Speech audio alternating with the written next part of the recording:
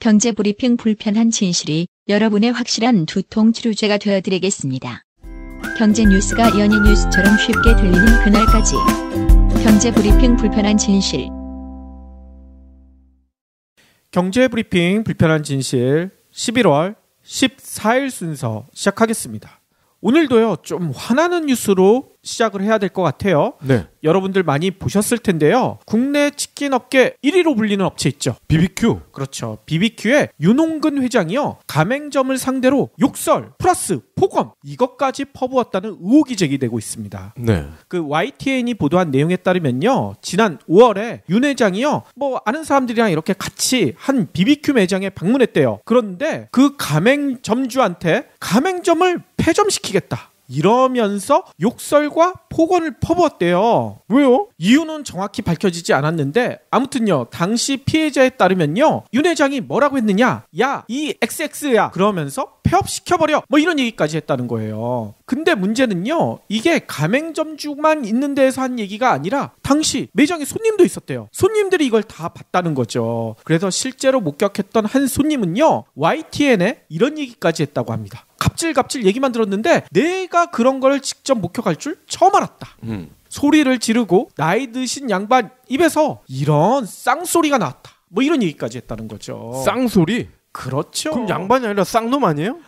그럴 수도 있을 것 같아요. 아무튼요, 가맹점 측에서는요, 이 사건의 발달이 BBQ에 대해서 이런 요구가 있었다고 합니다. 계약 초기부터 유통기한이 임박한 그런 닭들을 공급해 왔는데 이거 좀 너무한 거 아니냐, 유통기한이 이렇게 짧게 남아 있으면 이거 손님들한테 이런 닭으로 어떻게 요리해서 내보내느냐, 이런 하소연을 했다는 거죠. 그런데 이런 사실이 어떻게 윤 회장까지 들어갔는지 모르겠지만 윤 회장이 갑자기 그 매장에 일행을 끌고 나타나서 이런 폭언을 했다는 거죠. BBQ 측에서는 이렇게 설명을 하고 있어요. 당시 인근에서 BBQ 관련된 행사가 있었나 봐요. 그래서 행사를 마친 다음에 윤 회장이요, 단순 점검 차원에서 이 매장, 사건이 발생했던 매장에 들렸는데 윤 회장이 당시 뭐에 기분이 나빴는지 기분이 좀 나빴나 봐. 그래가지고 그 분풀이를 이 매장 점주한테 한 것 같은데, 아무튼 미안하다, 나도 아프다, 이런 얘기를 했다는 거예요. 그리고 의혹이 제기됐던 유통기한이 임박했던 닭, 이거 공급했던 거, 이거는 사실이 맞다. 그렇지만 유통기한은 넘지 않았다, 이런 얘기를 하고 있다고 합니다. 근데 사장님 입장에서 소비자들에게 좋은 닭을 공급하고 싶은 마음은 굴뚝 같았을 거 아닙니까? 그러니까요. 장돌뱅이도 아니고 그 지역 주민들과 계속 호흡을 함께 하면서 오랫동안 영업을 하셔야 되는데. 아무튼요, 이런 일이 밝혀진 것도 뭐 때문이겠습니까? 내부 고발자의 진짜 용기 있는 행동 덕분 아니겠어요? 이게 지난 5월에 발생했던 일인데 지금이야 밝혀지고 있잖아요. 이런 내부 고발자들에게 용기를 북돋우기 위해서는 우리가 뭘 해야 되겠습니까? 아름다운 재단, 어쩌다 슈퍼맨과 함께 하면 되겠죠. 그렇죠. 자신이 일하는 제조업체에서 썩은 밀가루를 원료로 사용하는 것을 알게 된 직원이 있었습니다. 업체는 원재료가 드러나지 않는 가공 분말을 만들기에 그의 제보가 없었다면 우린 지금까지도 썩은 밀가루로 제조된 식품을 먹고 있었을 것입니다. 우리 사회의 잘못된 모습을 바로잡을 수 있었던 데에는 공익 제보자의 양심적 제보가 있었습니다. 그의 양심 있는 행동이 후회로 남지 않도록 공익 제보자를 응원하는 아름다운 재단의 어쩌다 슈퍼맨 캠페인에 경불진 애청자 여러분들도 많은 참여 부탁드리겠습니다. 그리고 오늘 저희 회사 메일로 반가운 편지가 왔더라고요. 뭐예요? 아름다운 재단에 계신 직원분들이 저희 방송 이렇게 소개해 주셔서 너무 고맙다. 이참에 우리가 나가가지고 어쩌다 슈퍼맨 캠페인에 대해서 좀 더 알기 쉽게 설명을 드리면 어떨까요? 그거 좋은데요? 저희는 환영이죠. 대환영이죠. 그러면 다음 주쯤 저희가 모실까요? 좋습니다. 그러면 오늘 꼭 챙겨야 할 경제 브리핑. 우리 국민 10명 중 6명이요 외환위기 이게 자신들의 삶에 부정적인 영향을 미쳤다. 이런 인식을 갖고 있대요. 이건 너무나 당연한 결과일 것 같아요. 그렇죠. 외환위기가 비정규직 문제와 안정적 직업 선호 그리고 소득 격차 이거를 증가시켰다고 생각하고 있는 것으로 나타났다고 합니다. 이 내용은요. 저도 까먹고 있었어요. 올해가 외환위기 발생 20주년이었대. 세월이 진짜 빠르죠? 이 20주년을 맞아 KDI가 우리나라 성인 남녀 1000명을 대상으로 설문조사를 했는데 이렇게 나타났다고 합니다. 조사 결과에 따르면요. 응답자의 57.4%가요. 지난 50년간 한국 경제에서 가장 어려웠던 시기 언제냐? 그랬더니 당연히 IMF 외환위기 이걸 지목했다는 거죠. 그리고 26.6%는요. 2010년대 저성장 이걸 꼽았다고 하고요. 또 5.2%는요. 2008년 글로벌 금융위기 그리고 5.1%는 1970년대 석유 파동 이런 걸 꼽았다고 합니다. 또 응답자의 59.7% 거의 60%죠. 외환위기가 본인의 삶에 부정적인 영향을 미쳤다. 이렇게 답했대요. 특히 외환위기 당시 대학생. 저도 요 당시 대학생은 아니었고 대학원생이었거든요. 저는 대학생이었어요. 그랬군요. 아무튼 대학생의 68.9% 부정적인 영향을 많이 받았다. 이렇게 얘기했다고 합니다. 그리고 자영업자도 67.2%가 동일한 대답을 했고요. 농림, 축산, 수산업 여기 종사하신 분들도요. 무려 62.5%가 외환위기 때문에 너무 힘들었다. 이렇게 답했다는 거죠. 휴학생도 대학생 맞죠? 맞죠. 이 당시에 저의 선배, 후배 그러니까 적을 두고 있던 그런 학생들은 대부분 군대로 도피를 했던 기억이 납니다. 그러니까요. 아니 저는 취직하기 싫어서 대학원으로 잠시 놀러 갔었는데 그 사이에 외환위기가 와서 취직할 데가 없어졌어요. 취직할 데가 없어져가지고 뭐 한동안 알바로 연명을 했었었죠. 아마 군대 가는 게 고마웠던 게 아마 이때가 처음이자 마지막이 아닐까 싶어요. 아니요. 지금도 헬 조선에서는 군대 그래요? 가는 게 오히려 낫다고 얘기하는 그렇게 힘들어하는 분들이 계시죠. 또 설문조사에 보면요. 응답자의 64.4%가요. 외환위기 당시 경제위기 때문에 심리적 위축까지 경험했다. 이런 대답을 했대요. 그리고 57.5%는요. 국가 간의 변화가 생겼다. 뭐 이런 얘기를 했다는 거죠.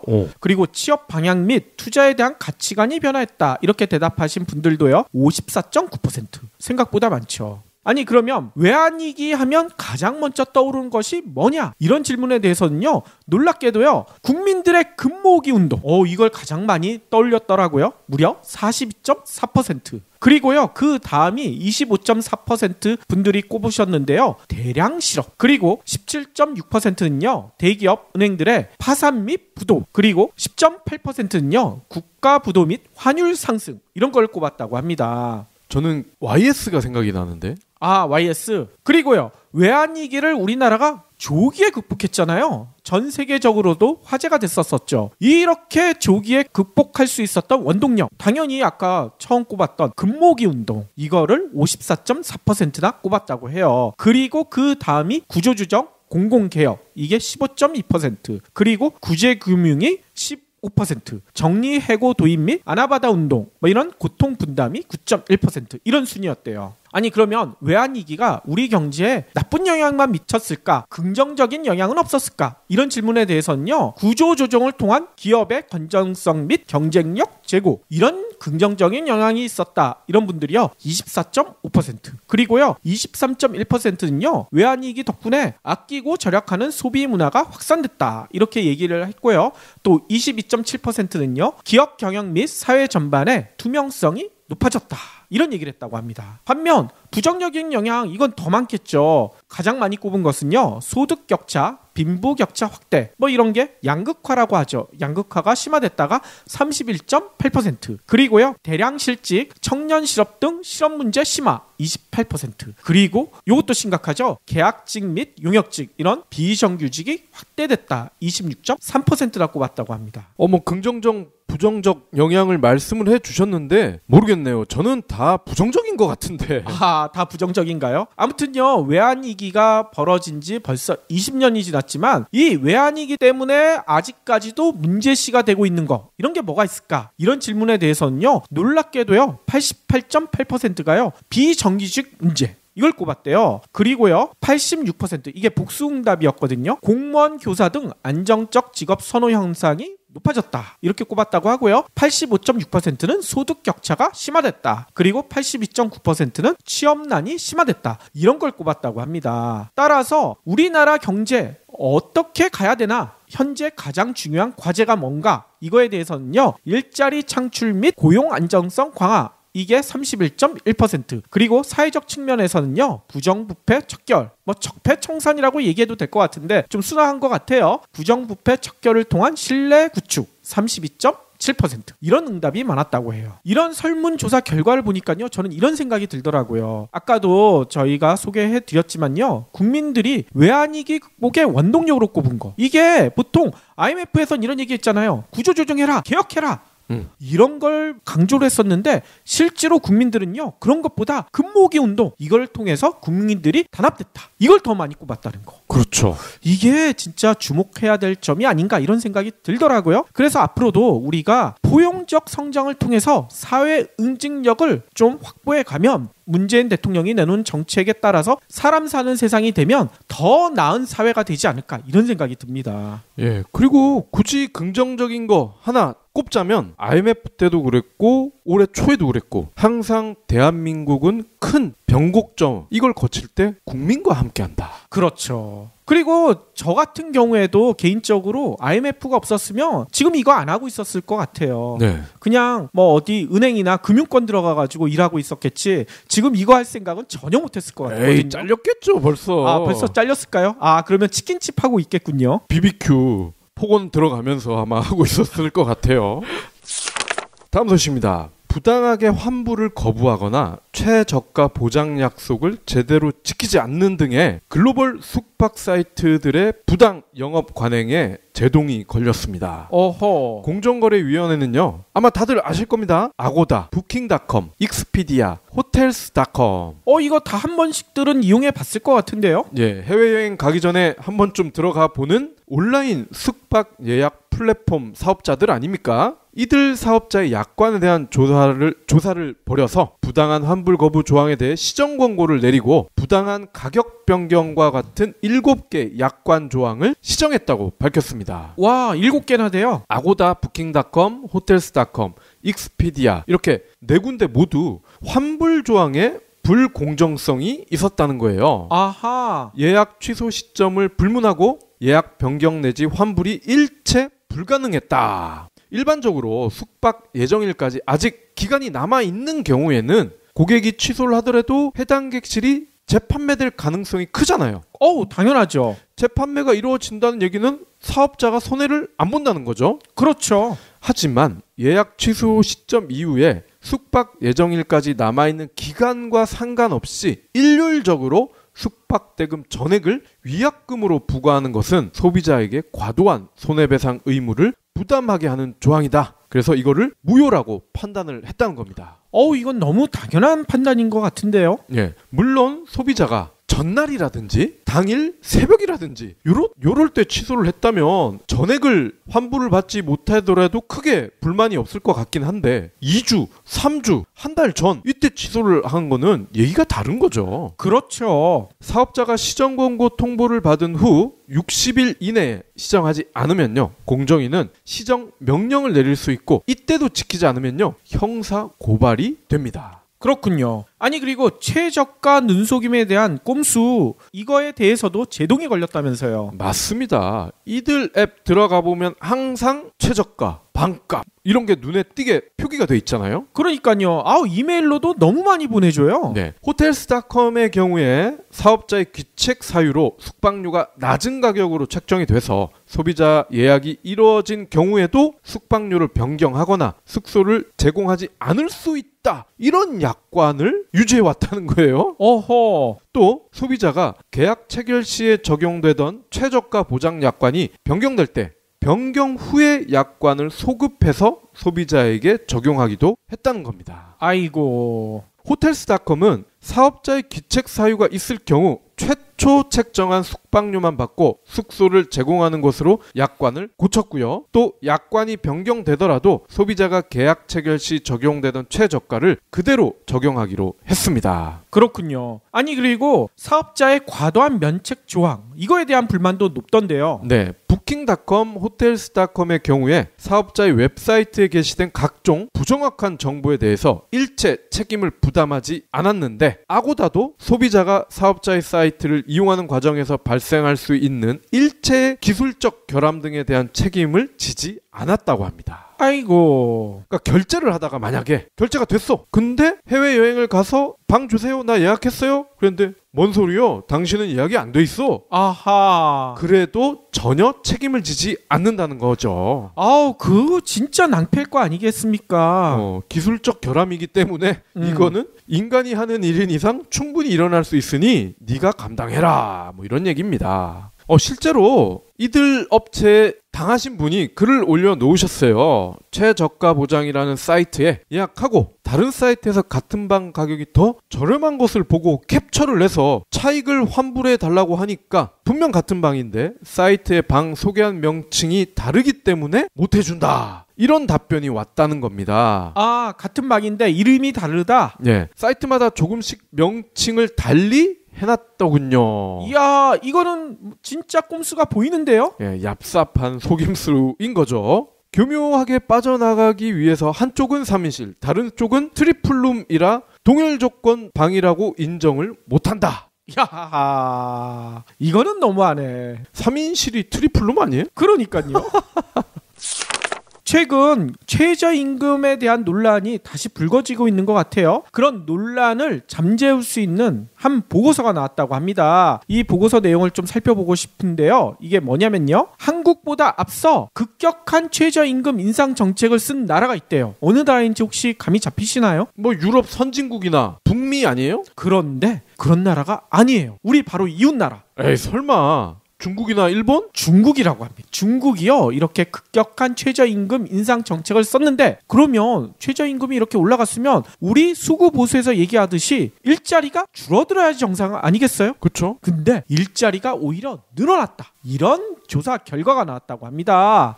중국에서 저는 이런 정책을 했다는 사실도 놀라워요. 그러니까요. 이 내용은요. 황경진 중소기업연구원이 쓴 12차 5개년 기획 시기 중국 최저임금 인상 배경 및 시사점 이런 좀 어려운 이름의 보고서에 나와 있어요. 여기에 보면요. 중국은요. 2011년부터 2015년까지 12차 5개년 기획 뭐 이런 거를 통해 가지고요. 최저임금 인상 정책을 폈다고 합니다. 이 기획에 따라서요. 최저임금이요. 연평균 13%나 올라갔대요. 오. 그래서 당해 지역 평균 임금은요 40% 이상 올리겠다 이런 목표까지 있다고 합니다. 2015년 기준으로요 31개 성급 행정단위 가운데 20여 곳이 벌써 목표에 도달한 효과를 봤다고 해요. 이 정책의 근간 뭐와 비슷하냐? 문재인 정부에서 추진하고 있는 소득주도 성장과 비슷하다는 얘기가 들어있어요. 근로소득 개선을 꾀하는 소득주도 성장은요 2008년 금융위기 이후 성장정책 대안으로요 여러 국가가 주목하고 있다. 보고서에는 이런 내용도 들어있습니다. 이런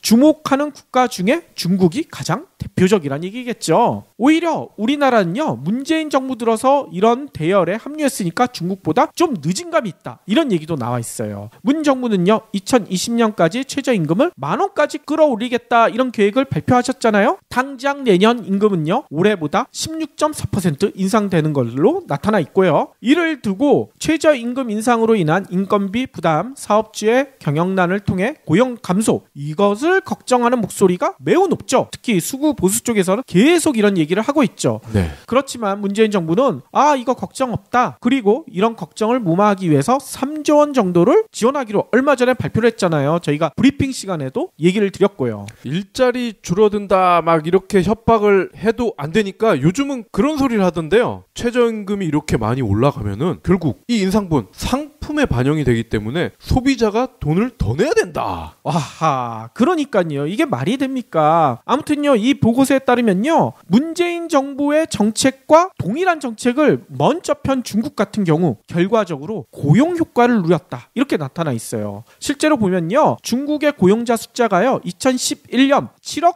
6,420만 명 이 정도였거든요. 근데 2015년이 되니까 7억 7,451만 명 증가했죠. 네. 신규 취업자 수도요. 목표치가 4,500만 명이었는데 이것을 웃돌아서요 6,431만 명 훨씬 많이 늘어났다는 거죠. 게다가요 이렇게 최저임금이 많이 늘어나면 자영업자들 다 몰락할 텐데 이런 얘기도 있었지만 2015년에만 신규 기업 창업이 몇 개였는 줄 아세요? 중국에서 443만 9천 개 역대 최대 규모였다고 합니다.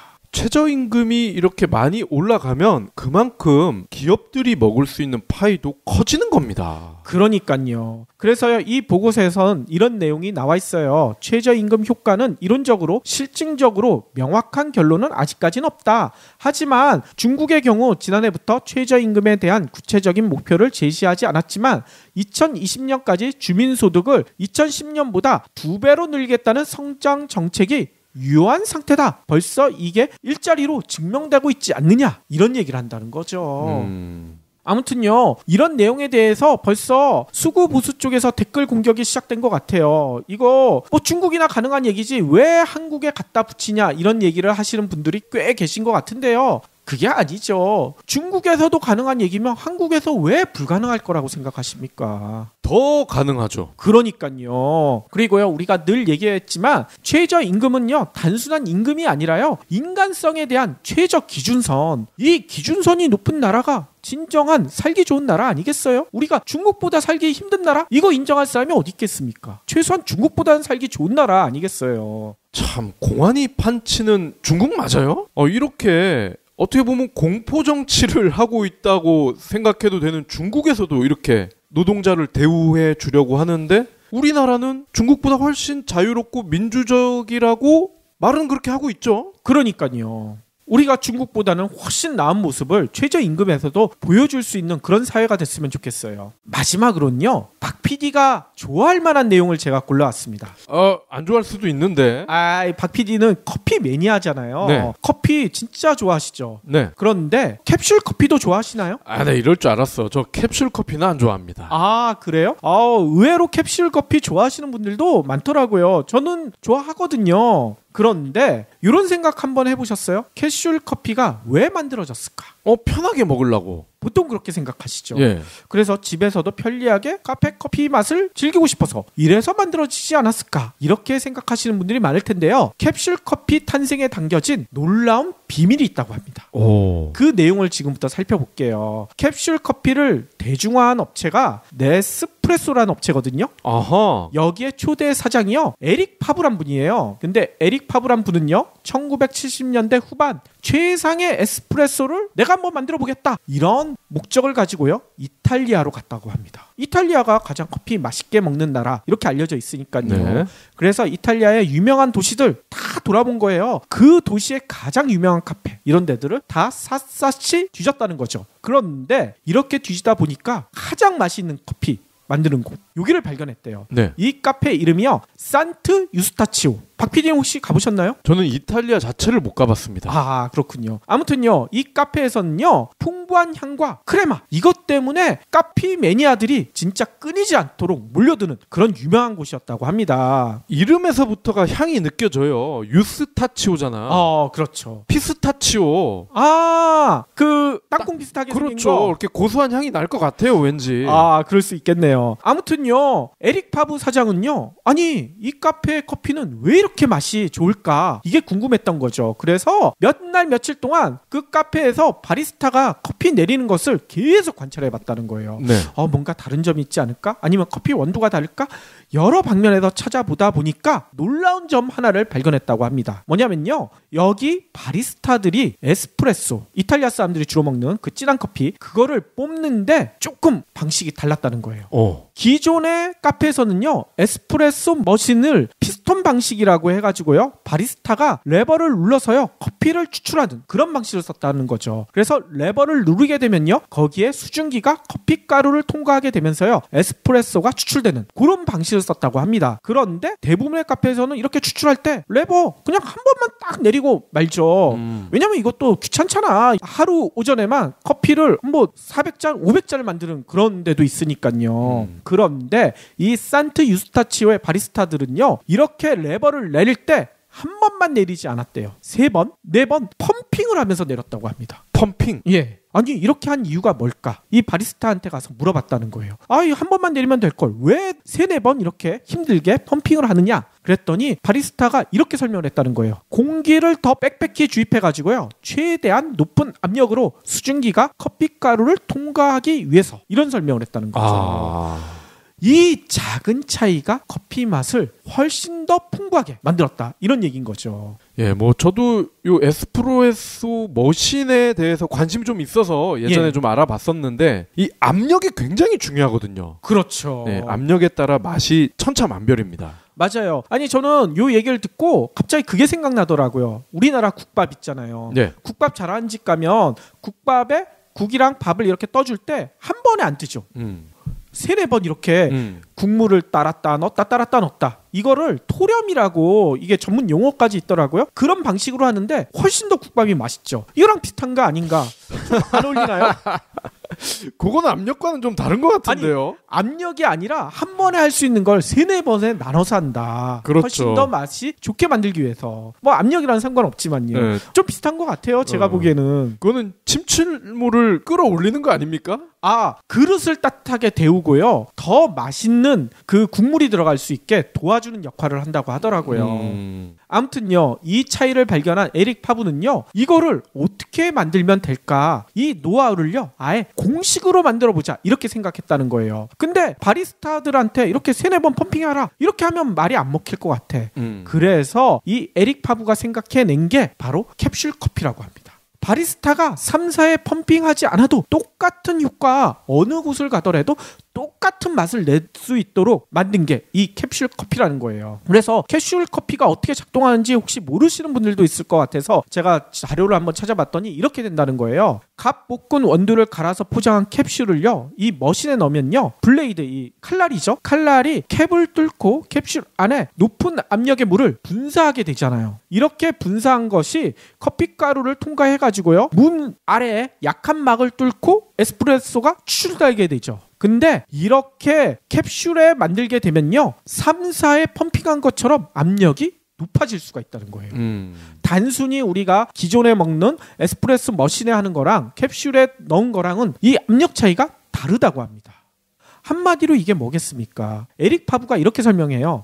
캡슐 커피는요, 단순히 이 에스프레소를 집에서 편하게 먹기 위해서 만든 게 아니라 최상의 에스프레소 맛을 찾기 위해서 비결을 찾다 보니 만들어진 것이다, 이런 설명을 했다는 거죠. 아하. 그러니까 저는 캡슐 커피를 자제하는 이유가 다른 게 없고요. 일단 먹어봤을 때 확실히 맛이 달라요. 그러니까 원두를 직접 갈아서 먹는, 현장에서 먹는 것과는 일단 맛이 다르고, 두 번째, 캡슐이라는 것은 유통기한을 염두에 두고 만들잖아요. 그렇죠. 그렇기 때문에 알게 모르게 첨가제가 들어갈 것이라는 그런 믿음이 있는 거죠. 아하. 그렇기 때문에 몸에 좋을 리는 없다. 그 2가지 이유 때문에 저는 캡슐 커피는 잘 안 먹거든요. 그렇긴 하지만 여기서 설명한 거 보면 그럴 가능성이 좀 줄어들지 않을까요? 취지 자체는 굉장히 좋은데요? 그러니까요. 아니 저는 이 캡슐 커피 이야기를 보면서 이런 생각이 들더라고요. 우리 속담에 그런 게 있잖아요. 급할수록 돌아가라. 아무리 힘들더라도 정도를 걸어라. 단순히 편리함만 쫓는 게 아니라 최상의 에스프레소 맛을 찾다 보니까 오히려 더 편리함이 거기다 첨가된 거, 이거랑 비슷한 것 같아요. 예. 네스프레소가 캡슐 분야 1위인 건 알고 있었는데 이렇게 최초로 이런 사연으로 태어나서 1위를 했구나. 이번 시간을 통해서 배우게 됐습니다. 그러니까요. 그래서 저희도 팟캐스트를 하면서요, 이런 각오를 다시 한번 해야 될 것 같아요. 저희가 뭐 급하게 빨리 성장하겠다, 진짜 팟캐스트 1위가 되겠다, 이러기보다는 정도 급할수록 돌아가라는 그 속담의 믿음을 가지고 방송을 하다 보면 언젠가는 또 우리가 1위를 할 수도 있지 않을까, 이런 생각이 들거든요. 저희 애청자분들 마음속에서는 저희가 1위예요. 그렇죠.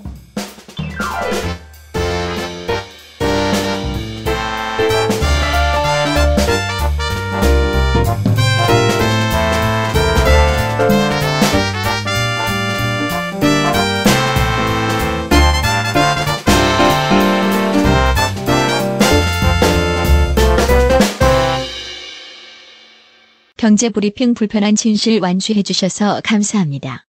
하트 투척, 댓글 남기기, 계좌 후원 등 다양한 방법으로 힘을 보태주세요. 계좌 정보는 경제브리핑 팟빵 공지 코너에 있습니다. 여러분의 응원, 콘텐츠로 보답하겠습니다.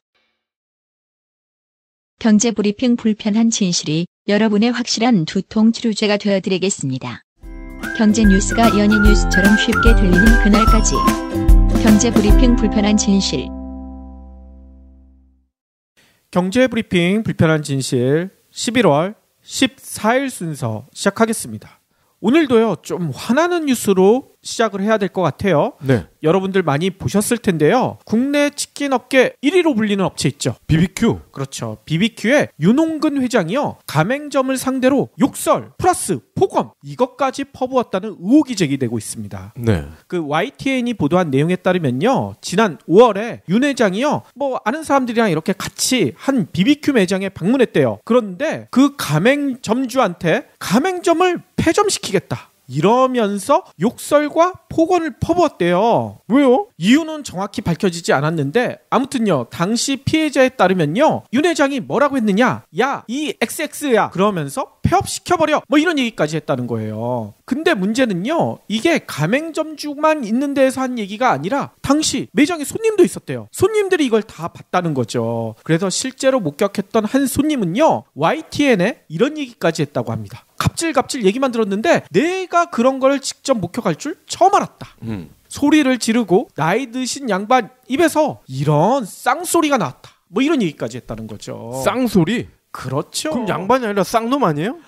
그럴 수도 있을 것 같아요. 아무튼요, 가맹점 측에서는요, 이 사건의 발달이 BBQ에 대해서 이런 요구가 있었다고 합니다. 계약 초기부터 유통기한이 임박한 그런 닭들을 공급해 왔는데 이거 좀 너무한 거 아니냐, 유통기한이 이렇게 짧게 남아 있으면 이거 손님들한테 이런 닭으로 어떻게 요리해서 내보내느냐, 이런 하소연을 했다는 거죠. 그런데 이런 사실이 어떻게 윤 회장까지 들어갔는지 모르겠지만 윤 회장이 영향만 미쳤을까, 긍정적인 영향은 없었을까, 이런 질문에 대해서는요, 구조조정을 통한 기업의 건전성 및 경쟁력 제고, 이런 긍정적인 영향이 있었다, 이런 분들이요 24.5%, 그리고요 23.1%는요 외환위기 덕분에 아끼고 절약하는 소비 문화가 확산됐다, 이렇게 얘기를 했고요. 또 22.7%는요 기업 경영 및 사회 전반의 투명성이 높아졌다, 이런 얘기를 했다고 합니다. 반면 부정적인 영향, 이건 더 많겠죠. 가장 많이 꼽은 것은요, 소득 격차, 빈부 격차 확대, 이런 게 양극화라고 하죠. 양극화가 심화됐다가 31.8%, 그리고요 대량 실직, 청년 실업 등 실업 문제 심화 28%, 그리고 이것도 심각하죠. 계약직 및 용역직, 이런 비정규직이 확대됐다 26.3%나 꼽았다고 합니다. 긍정적 부정적 영향을 말씀을 해주셨는데 모르겠네요. 저는 다 부정적인 것 같은데. 다 부정적인가요? 아무튼요, 외환위기가 벌어진 지 벌써 20년이 지났지만 이 외환위기 때문에 아직까지도 문제시가 되고 있는 거, 이런 게 뭐가 있을까? 이런 질문에 대해서는요, 놀랍게도요 88.8%가요 비정규직 문제, 이걸 꼽았대요. 그리고요 86%, 이게 복수응답이었거든요. 공무원, 교사 등 안정적 직업 선호 현상이 높아졌다, 이렇게 꼽았다고 하고요. 85.6%는 소득 격차가 심화됐다, 그리고 82.9%는 취업난이 심화됐다, 이런 걸 꼽았다고 합니다. 따라서 우리나라 경제 어떻게 가야 되나, 현재 가장 중요한 과제가 뭔가, 이거에 대해서는요 일자리 창출 및 고용 안정성 강화, 이게 31.1%, 그리고 사회적 측면에서는요 부정부패 척결, 적폐청산이라고 얘기해도 될 것 같은데 좀 순화한 것 같아요. 부정부패 척결을 통한 신뢰 구축 32.7%, 이런 응답이 많았다고 해요. 이런 설문조사 결과를 보니까요, 저는 이런 생각이 들더라고요. 아까도 저희가 소개해드렸지만요, 국민들이 외환위기 극복의 원동력으로 꼽은 거, 이런 분들이 저희 방송 이렇게 소개해 주셔서 너무 고맙다, 이참에 우리가 나가가지고 어쩌다 슈퍼맨 캠페인에 대해서 좀 더 알기 쉽게 설명을 드리면 어떨까요? 그거 좋은데요? 저희는 환영이죠. 대환영이죠. 그러면 다음 주쯤 저희가 모실까요? 좋습니다. 그러면 오늘 꼭 챙겨야 할 경제 브리핑. 우리 국민 10명 중 6명이요 외환위기 이게 자신들의 삶에 부정적인 영향을 미쳤다 이런 인식을 갖고 있대요. 이건 너무나 당연한 결과일 것 같아요. 그렇죠. 외환위기가 비정규직 문제와 안정적 직업 선호 그리고 소득 격차 이거를 증가시켰다고 생각하고 있는 것으로 나타났다고 합니다. 이 내용은요. 저도 까먹고 있었어요. 올해가 외환위기 발생 20주년이었대. 세월이 진짜 빠르죠? 이 20주년을 맞아 KDI가 우리나라 성인 남녀 1000명을 대상으로 설문조사를 했는데 이렇게 나타났다고 합니다. 조사 결과에 따르면요. 응답자의 57.4%가요. 지난 50년간 한국 경제에서 가장 어려웠던 시기 언제냐? 그랬더니 당연히 IMF 외환위기 이걸 지목했다는 거죠. 그리고 26.6%는요. 2010년대 저성장 이걸 꼽았다고 하고요. 또 5.2%는요. 2008년 글로벌 금융위기 그리고 5.1%는 1970년대 석유파동 이런 걸 꼽았다고 합니다. 또 응답자의 59.7% 거의 60%죠. 외환위기가 본인의 삶에 부정적인 영향을 미쳤다. 이렇게 답했대요. 특히 외환위기 당시 대학생. 저도 요 당시 대학생은 아니었고 대학원생이었거든요. 저는 대학생이었어요. 그랬군요. 아무튼 대학생의 68.9% 부정적인 영향을 많이 받았다. 이렇게 얘기했다고 합니다. 그리고 자영업자도 67.2%가 동일한 대답을 했고요. 농림, 축산, 수산업 여기 종사하신 분들도요. 무려 62.5%가 외환위기 때문에 너무 힘들었다. 이렇게 답했다는 거죠. 휴학생도 대학생 맞죠? 맞죠. 예, 이 당시에 저의 선배, 후배 그러니까 적을 두고 있던 그런 학생들은 대부분 군대로 도피를 했던 기억이 납니다. 그러니까요. 아니 저는 취직하기 싫어서 대학원으로 잠시 놀러 갔었는데 그 사이에 외환위기가 와서 취직할 데가 없어졌어요. 예. 취직할 데가 없어져가지고 뭐 한동안 알바로 연명을 했었죠. 예, 아마 군대 가는 게 고마웠던 게 아마 이때가 처음이자 마지막이 아닐까 싶어요. 아니요. 지금도 헬 조선에서는 군대 그래요? 가는 게 오히려 낫다고 얘기하는 그렇게 힘들어하는 분들이 계시죠. 또 설문조사에 보면요. 응답자의 64.4%가요. 외환위기 당시 경제위기 때문에 심리적 위축까지 경험했다. 이런 대답을 했대요. 그리고 57.5%는요. 국가 간의 변화가 생겼다. 뭐 이런 얘기를 했다는 거죠. 그리고 취업 방향 및 투자에 대한 가치관이 변화했다. 이렇게 대답하신 분들도요. 54.9%. 생각보다 많죠. 아니 그러면 외환위기 하면 가장 먼저 떠오르는 것이 뭐냐? 이런 질문에 대해서는요. 놀랍게도요. 국민들의 금모으기 운동. 이걸 가장 많이 떠올렸더라고요. 무려 42.4%. 그리고요. 그 다음이 25.4% 분들이 꼽으셨는데요. 대량 실업. 그리고 17.6%는요. 대기업 은행들의 파산 및 부도. 그리고 10.8%는요. 국가 부도 및 환율 상승. 이런 걸 꼽았다고 합니다. 저는 YS가 생각이 나는데.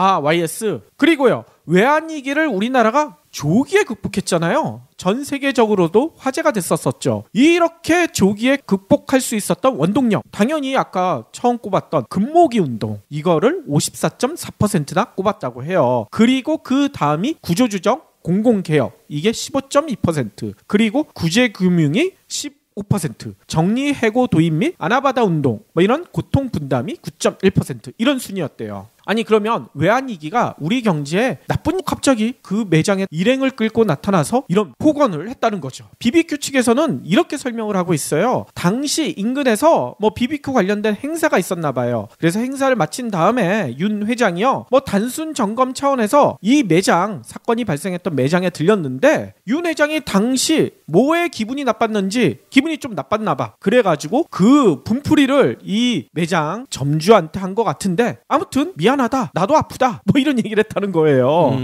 그리고 의혹이 제기됐던 유통기한이 임박했던 닭 이거 공급했던 거 이거는 사실이 맞다. 그렇지만 유통기한은 넘지 않았다. 이런 얘기를 하고 있다고 합니다. 근데 사장님 입장에서 소비자들에게 좋은 닭을 공급하고 싶은 마음은 굴뚝 같았을 거 아닙니까? 그러니까요. 장돌뱅이도 아니고 그 지역 주민들과 계속 호흡을 함께 하면서 오랫동안 영업을 하셔야 되는데 아무튼요. 이런 일이 밝혀진 것도 뭐 때문이겠습니까? 내부 고발자의 진짜 용기 있는 행동 덕분 아니겠어요? 이게 지난 5월에 발생했던 일인데 지금이야 밝혀지고 있잖아요. 이런 내부 고발자들에게 용기를 북돋우기 위해서는 우리가 뭘 해야 되겠습니까? 아름다운 재단 어쩌다 슈퍼맨과 함께 하면 되겠죠. 그렇죠. 자신이 일하는 제조 제조업체에서 썩은 밀가루를 원료로 사용하는 것을 알게 된 직원이 있었습니다. 업체는 원재료가 드러나지 않는 가공 분말을 만들기에 그의 제보가 없었다면 우린 지금까지도 썩은 밀가루로 제조된 식품을 먹고 있었을 것입니다. 우리 사회의 잘못된 모습을 바로잡을 수 있었던 데에는 공익 제보자의 양심적 제보가 있었습니다. 그의 양심 있는 행동이 후회로 남지 않도록 공익 제보자를 응원하는 아름다운 재단의 어쩌다 슈퍼맨 캠페인에 경불진 애청자 여러분들도 많은 참여 부탁드리겠습니다. 그리고 오늘 저희 회사 메일로 반가운 편지가 왔더라고요. 뭐예요? 아름다운 재단에 계신